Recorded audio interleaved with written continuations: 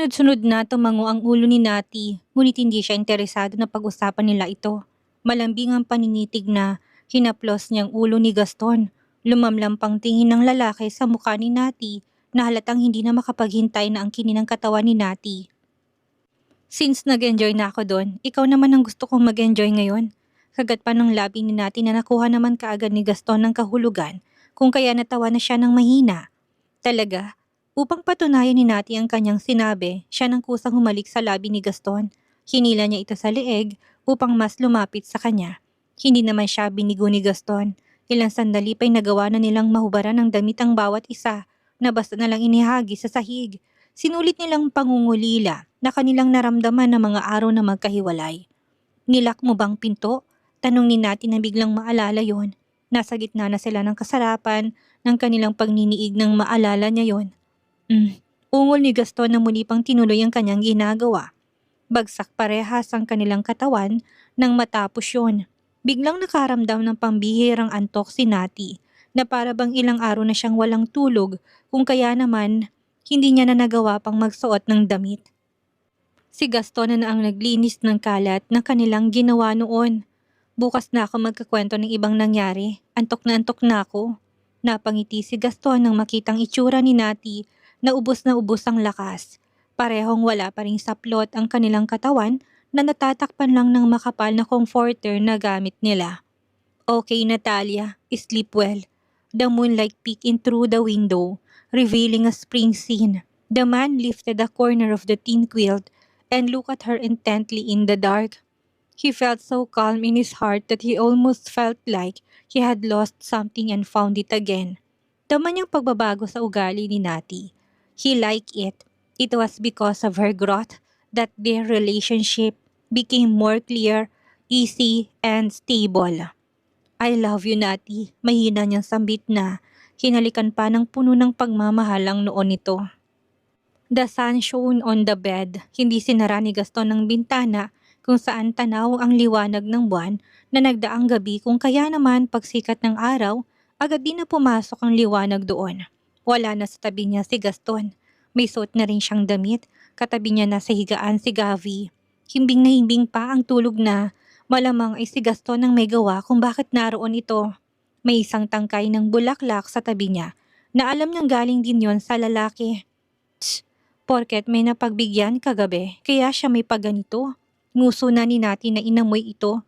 Bumukas ang pintuan at niluwa noon si Gaston na abot sa tenga ang mga ngiti. Kung inaantok ka pa, matulog ka pa. Ako nang bahalang maghahatid sa school kay Brixton. Pinalakihan lang siya ni Nati ng butas ng ilong. Iba kasi ang paninitig nito sa kanyang katawan. Malaking t-shirt lang nito ang kanyang suot at undies. Napansin niya pang baligtad ang suot niya. Sinadya mo no? Ako sana niya kaagad na namula ng buong mukha. Hindi pwede ko naman niyang baliktarin mamaya. Hintayin mo kong makauwi pagkahatid. Tinuro na siya ni Nati na alam na kung anong tumatakbo sa kanyang isipan. Gusto na naman ito na makascore kung kaya naman sinadya nitong baliktad ang suot niya para may dahilan to. Dad, I'm going to be late for school. Sigaw ni Brixton na naghihintay sa may puno ng hagdan. Batid niyang tulog pa ang ina kung kaya naman hindi na siya umakyat pa. Naisin man ni Nati na bumangon at magpaalam sa panganay nila. Hindi niya magawa. Nakahiga kasi sa tiyan niya si Gavi at kapag ginalaw niya ito, malamang ay magigising ang bata at iiyak dahil kulang pa ito sa tulog. Oo, wait lang anak. Kikis lang ako sa mommy at kapatid mo. Lumapit na siya sa kama at unang hinalikan sa noo si Gavi na bahagyang gumalaw lang. Sunod niyang hinalikan ay ang labi ni Nati ng ilang segundo. Hindi pa siya nakontento doon na pahapyaw ng hinawakan ng private part ni Nati sa pagitan ng kanyang mga hita. Napasinghap na ditong babae nang maramdaman ng init ng palad ni Gaston na binubuhay ang dugo niya. Gaston! Angil na niyang pigil at tansyadong lakas ng kanyang boses. Babalik ako kagad. Kindat pa ni Gaston na bahagyang kinagat pang labi niya. Aminin man ito o hindi, kumalag na rin ang kanyang katawan sa ginawa niya kay Natalia. Babalik ako paghahatid ko sa school kay Brixton. Gawin natin ang bagay na yon bago ko pumunta ng trabaho. Puno ng kapilyuhang sambit ni Gaston na pamarcha nang lumabas ng silid. Mahinang natawa si Nati pagkaalis ni Gaston na naging dahilan upang magising na si Gavi. Sinubukan nitong patulugin pa ni Nati, ngunit ang bati nagsimula na maglaro. Pinakuha niya ito kay Maria Gina upang paliguan at pakainin na rin. Hustong bangon niya upang maligo nang pumasok si Gaston ng silid. Ang buong akala niya hindi na ito babalik at purong kalokohan lang ang sinabi nito kanina. Ngunit hetong lalaki na parang sobrang nasasabik pa rin sa kanya. Gaston! Irit ni Nati nang buhatin siya nito at walang pakundangang hubara ng suot ng damit. Ano ka ba? Hindi pa ako naliligo. Hampas niya sa likod nito dahil parang walang narinig. Ano naman, kailangan mong bayaran ng mga utang mo kagabi. Kailangan nating makarami. Walang nagawa si Nati kung hindi ang sabayan ito. Naroon na sila Ano pa bang inaarte niya? Matapos sa kama, humantong pang dalawa sa loob ng banyo na para bang hindi napapawi ang init ng katawan nila. Ilang beses man silang matapos, napapalitan yun ng napapalitan. Hindi ka ba napapagod? Baka naman magkasakit ka na naman ng over-fatigue. It's okay, magpapospital na lang ako ulit. Sira ulo ka ba? Tapos pag-aalalahanin mo na naman ako. Kurot na ni Nati sa tagiliran ni Gaston. Paano kasi? Nakapatong na naman ang katawan nito sa kanya at handang-handa na muli. Kasalanan mo to Sobra kang nagpamiss. Ako sa ni Gaston na parang may kailangang habulin. Kailangan nating guna-gunahin dahil gusto ko pang magkaanak. Kahit ni isa na lang Nati. Napanganga na si Nati. Anong sinabi nito? Gusto na niyang magkaanak ulit sila? Kaya pala panay sa lubang lagay nito ng kanyang katas ng buong akala ni Nati ay normal lang yun sa kanya. Ano? Bubuntisin mo na naman ako? Why don't we get married first? Then will you marry me, Natalia? Biglang tanong ni Gaston na hindi napaghandaan ni Nati.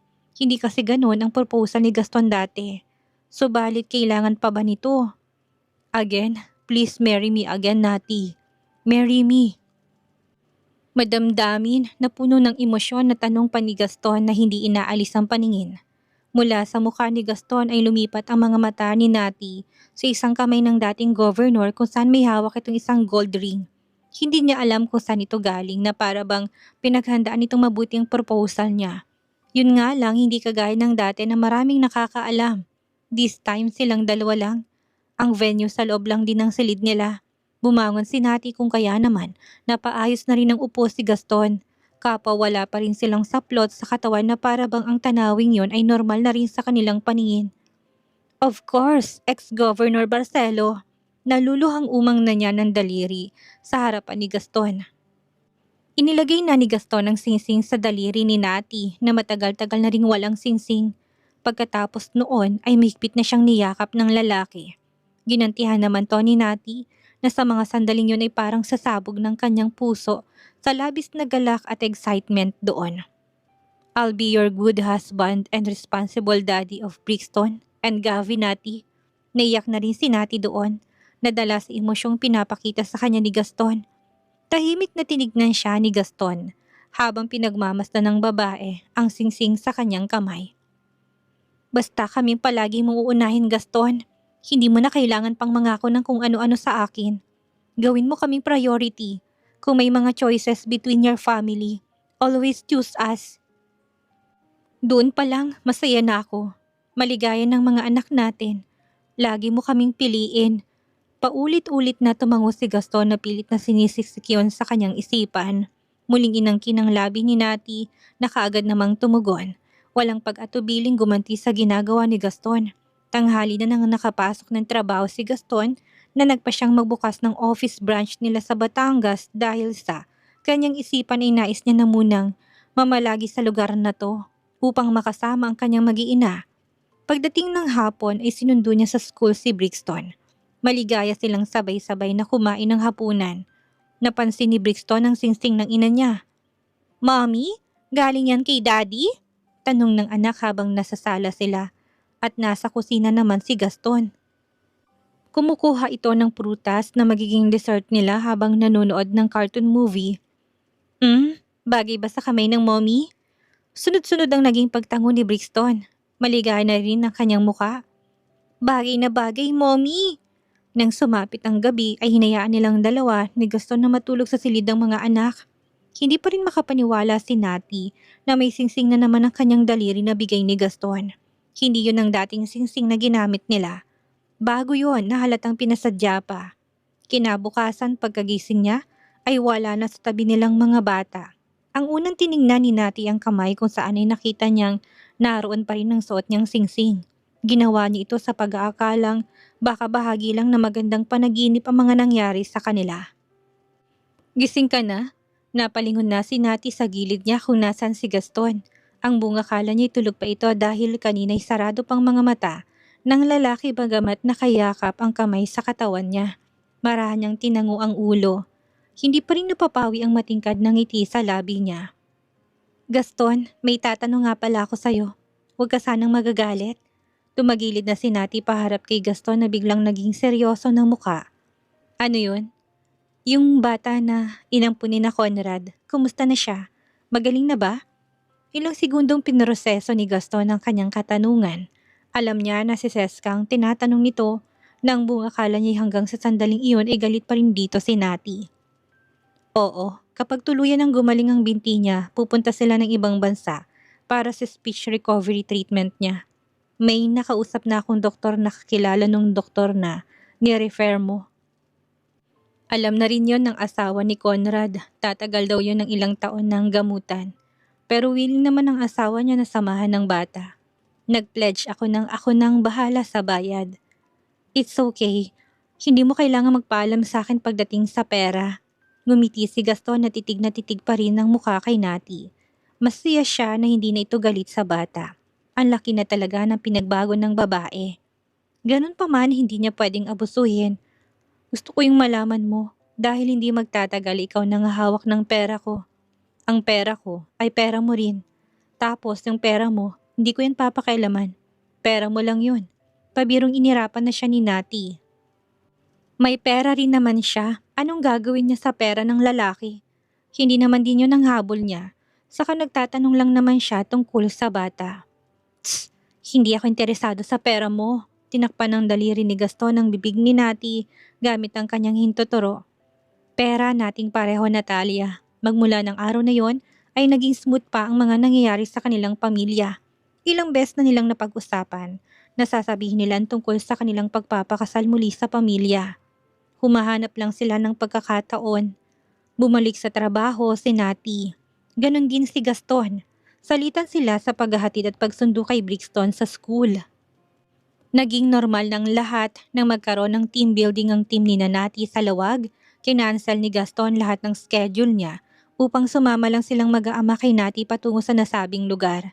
Kinagulantang yun ni Nati, ngunit hindi na siya nagsalita pa upang tutulan ang gusto ng lalaki. Hindi ka pwedeng tumanggi, magaling na ako. Hindi mo na pwedeng idahilan pa sa akin ang naging dahilan mo noon sa hindi mo pagsama sa amin sa kasal ng kaibigan mong si Farah sa Brazil, Nati. Pangunguna na ni Gaston nang makitang gulat pa ring mukha nito. Wala naman ako sinabi ah. Sa halip na sumabay din si Nati sa mga kasamahan, sa private plane ni Gaston sila lumulan. Hindi naman yon pinagsisisihan ni Nati dahil lang nangyari parang unang bakasyon nila yon. Nakapag-book ka na rin ba ng hotel? Of course, at sa amin ka matutulog at hindi sa hotel room na provided ng company niyo, Nati. Muli pang pangunguna ni Gaston upang siguraduhin lang na maayos ang kanilang magiging usapan ni Natalia. Ganun na lang ang inggit ng mga katrabaho ni Nati na makitang pagdating ng kanilang pamilya sa kaparehong hotel na kanilang tutuluyan sana ng kanyang mga katrabaho.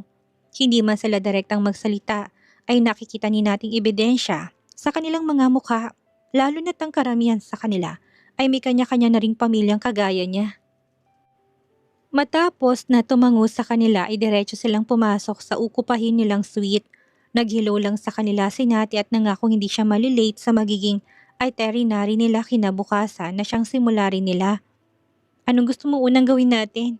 Magpahinga o lumabas? Tanong ni Gaston na nakatingin ng mga mata sa kanyang anak na si Brixton na nakadapa pa sa ibabaw ng kama nila. I'm too tired, Daddy. Gusto ko matulog. Reklamo na anak na halatang may jetlag pa noon.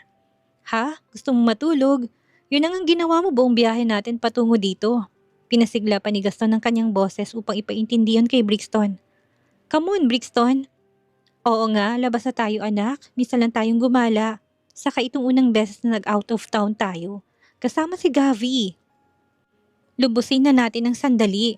Si Nati na tumulong ng mangumbinsi. Gusto nilang tignan ng mga magagandang spot sa lugar. Total, masyado pa namang maaga yon upang manatili sila sa loob ng suite. Kaya nga sila sumama para explore ang naturang lugar. Pero Mommy, Daddy, hindi ikaw ang pwedeng masunod, Brixton. May hinman ng boses ni Nati. Ay firm naman. Walang nagawa si Brixton nang buhatin na siya ng ama kahit ipinakita niyang tutol siya sa gusto ng mga itong lumibot sa paligid ng lugar. Bumaba sila ng parking lot kung saan naroon ang gagamitin nilang sasakyan. Inihanda na yun ni Gaston bago pa man pumunta dito. Kasunod nilang dalawa sa mga maid na isinama nila upang makatulong din nila sa mga anak at syempre si Maria Gina. Nagpaikot-ikot lang sila sa area at nang makahanap ng pwedeng kainan ay doon na sila nagsettle. Merienda lang naman yun, iba pang magiging main course nila. Ganun pa man, hindi maalis na nabusog din naman sila. Naglakad-lakad na muna sila at nag-sightseeing. Namili na rin sila sa mga stall na nagbebenta ng mga keychain at iba't ibang uri ng souvenirs na maaari rin na gawin nilang pasalubong sa mga manghihingi sa kakilala. Hanggang sabihin ni Gaston na gusto niyang magtungo ng beach kung saan located ang nahanap niyang pinakamasarap umanong seafood restaurants sa lugar na yon. Open air market yon ng mga fresh seafoods na halatang bagong harvest at huli lang. May barbecue rin at iba pa, ngunit ang pinakamabenta talaga ay ang seafoods kung saan ay dagsa ang kumakain. Hindi naman gaanong kalayuan yon dito, malapit lang. Narito na rin naman tayo, bakit hindi pa natin puntahan?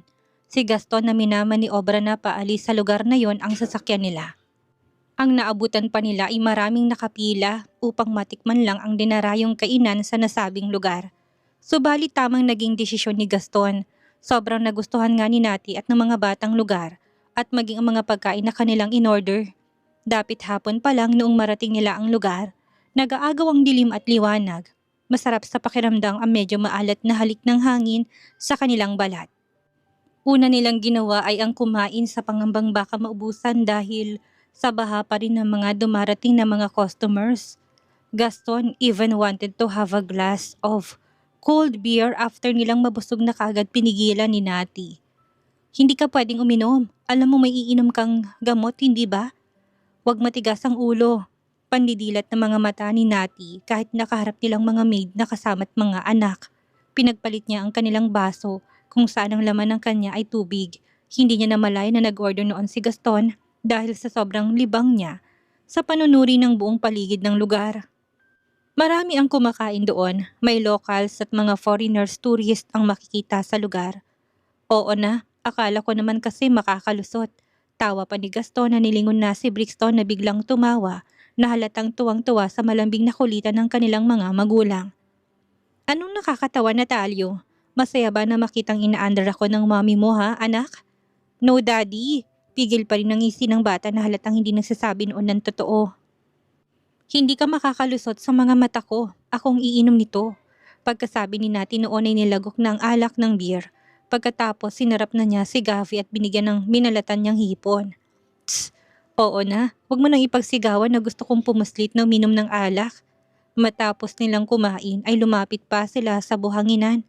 Mukhang may local festival sa lugar na yon ng gabing iyon dahil may binuhay silang mga torch at sinindihan ng mga bonfire. Malapit sa dalampasigan, nagsimula na rin ang fire dancing na hindi naman sila gaanong interesado kung kaya nilagpasan nilang bandang iyon upang magpatuloy lang sa kanilang mabagal na paglakad. Nasa balikat ni Gaston si Gavi na mahigpit ang hawak sa hibla ng kanyang buhok. Panaka-naka ang hagikik nito na tuwang-tuwa na hinatak ang buhok ng ama na akala yata'y damo. Hinayaan lang siya ni Gaston na dahil bata pa, kung kaya wala naman itong nakukuha na kahit na isa. Nasa likod ni Gavi ang isang palad ni Gaston upang alalayan ang katawan ng bata na huwag mahulog. Nakaalikon at hawak ni Gaston ng libreng kamay. Ang bewang sinati na akin naman ng isang palad ni Brixton na maya-maya pa'y bumitaw sa ina upang magtatakbo lang sa pinong buhangin habang tangan ng tig-isang kamay niyang hinubad nitong sandals.